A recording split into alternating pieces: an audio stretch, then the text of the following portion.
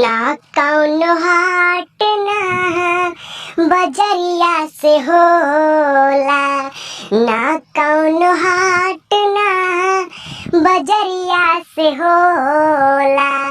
उमरिया के रोग हा नजरिया से होला, उमरिया के रोग हा नजरिया से होला।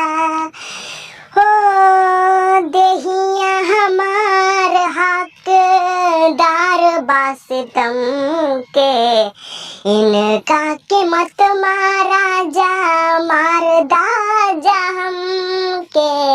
हो देहिया हमार हकदार बासितम के, इनका के मत मारा जा मारदा जा हमके।